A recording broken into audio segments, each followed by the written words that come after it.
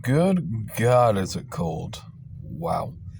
All right, so there is going to be a shortage of content for the YouTube channel and the Substack right off the bat. Um, I don't know. Recently, with the change into the new year, lost a certain amount of motivation. Um, Also, a surprising amount of people that I knew dropped just before New Year's. Like literally New Year's Day, or, just like 4 to 6 hours before the ball drops. And like, damn, that's it's pretty fucked up. But it does serve as a reminder of why, at the very least, on the individual level, we have to do as much as we possibly can with this life. Anyway, that's not going to be the topic for today. The topic for today is going to be Malthusianism.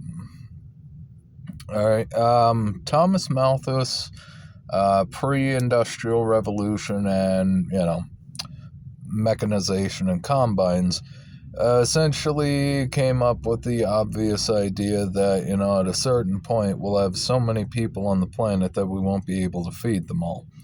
Now, it generally comes up whenever, at least 1 in 8 times when people talk about capitalism.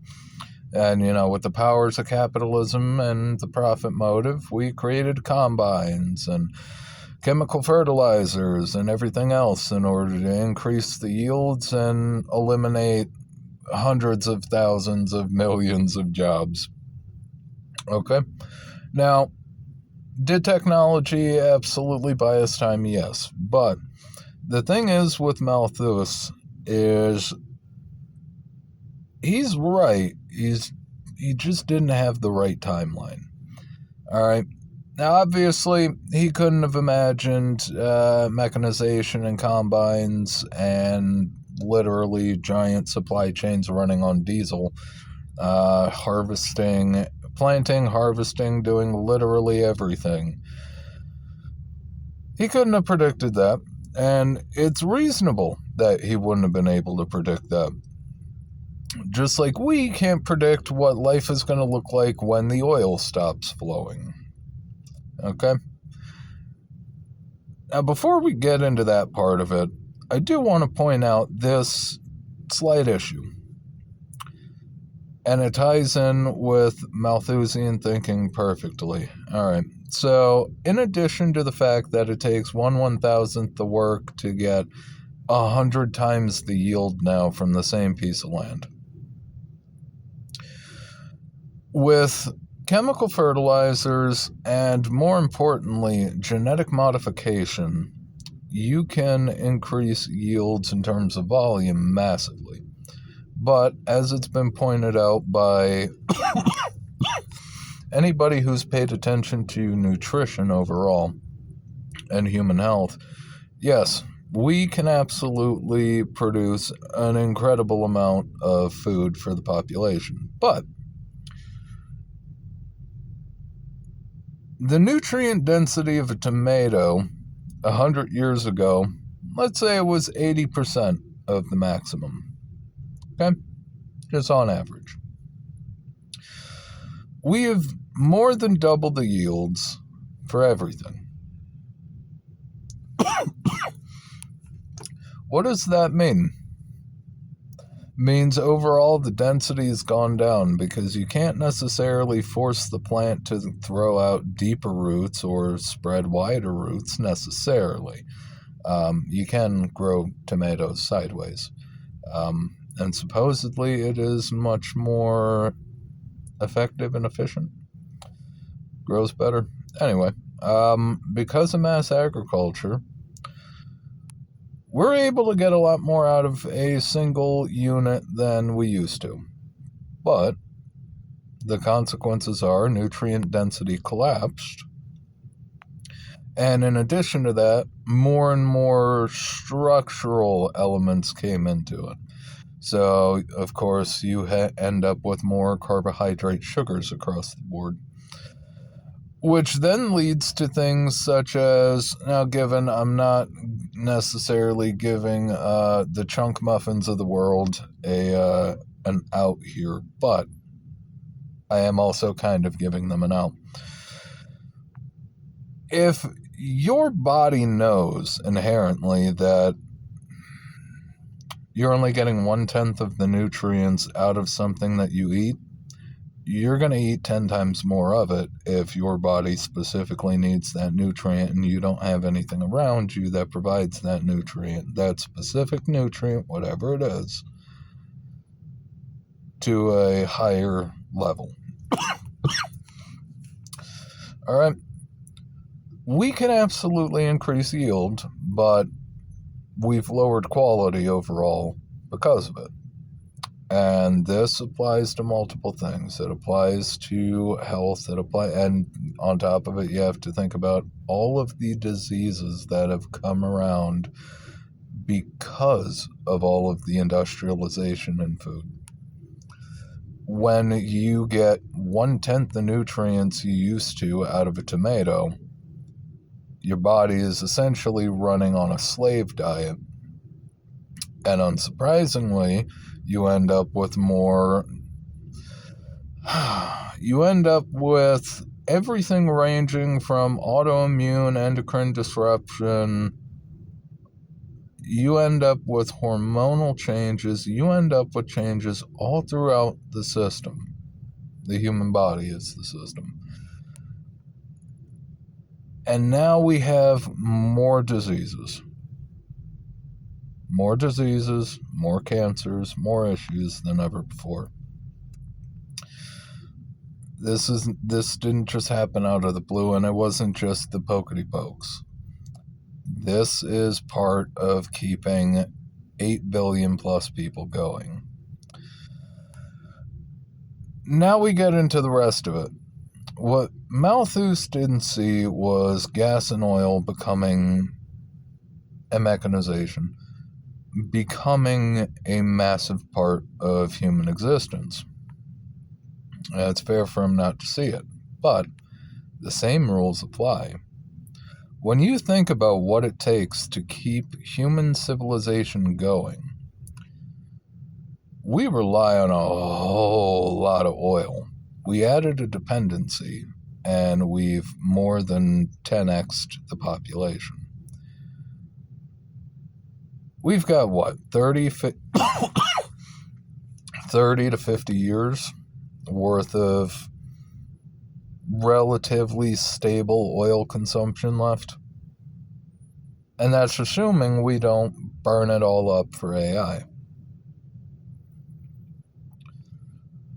When we start running out of oil, the supply chains collapse even worse than during the Koof years.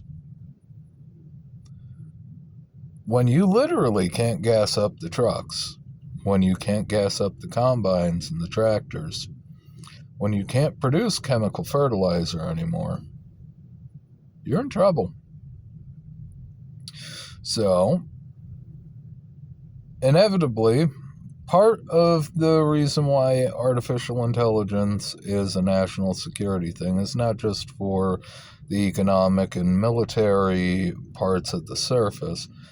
It's the fact that we need to advance beyond the mental capacity of current science.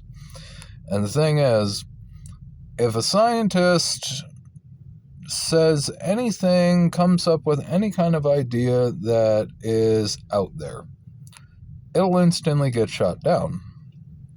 All right, you got a long peer review process, you've got decades of dogma, okay? But when an AI does it, it's more readily accepted, because with the AI, it can check its own work. It can actually produce the work to prove itself. Just like the narrowed down AI has been able to work with protein folding and some of the more complex issues. Of course, narrowband focused. Essentially, what we're looking at is in our lifetimes, in the next 20 to 50 years, we need a technological renaissance,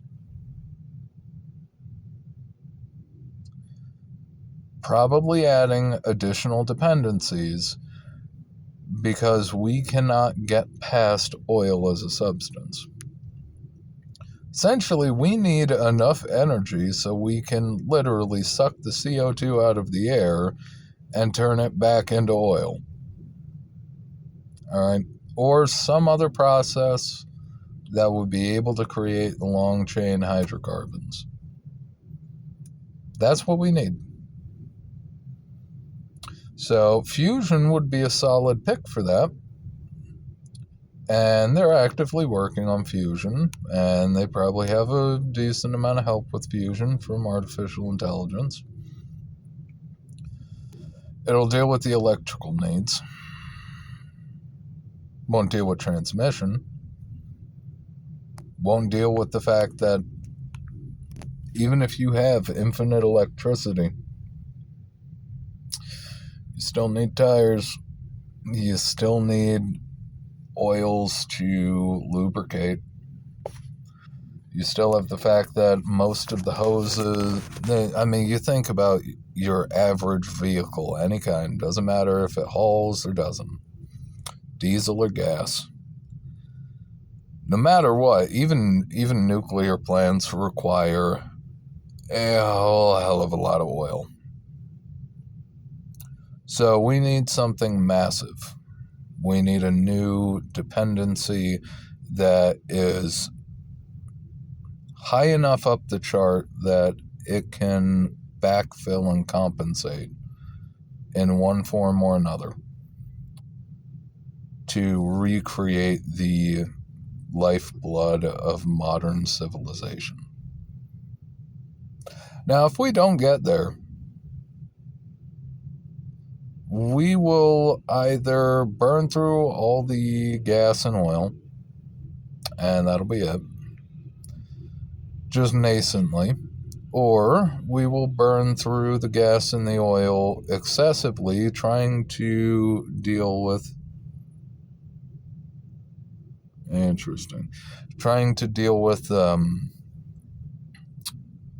trying to get the AI to find the answer for us. We really only have one shot at this, because if we don't get fusion, the ability to create a very high return on investment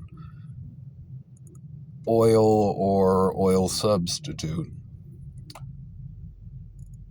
we're going to slow grind beyond third world status. Because, again, you got to think about it. Just the nutritional and health aspects alone of everything that's been done in order to grow the population. You've got people who are dependent on chemicals left and right in order to continue to live and function as a human being. SSRIs are just the tip of the iceberg. So you got to think how many people are on warfarin, how many people are on this drug, that drug. These are all dependencies. Now, given they came from modernization, but they're all dependencies, and they all got to be maintained. On a long enough timeline, everyone's survival chance goes to zero. Malthusianism isn't wrong. Malthus wasn't wrong. He just wasn't creative enough, and he didn't have a long enough timeline. Now, there is absolutely a solid chance that humanity finds the way. But if it doesn't, Soylent Green ain't shit compared to what we're going to see. Soylent Green is a fairy tale. I mean, we're already kind of there, but it just kind of creeps in on you. Regardless, I'll leave it there. We're going to talk about silver next if I have the time. Alright, I'll see you guys next time.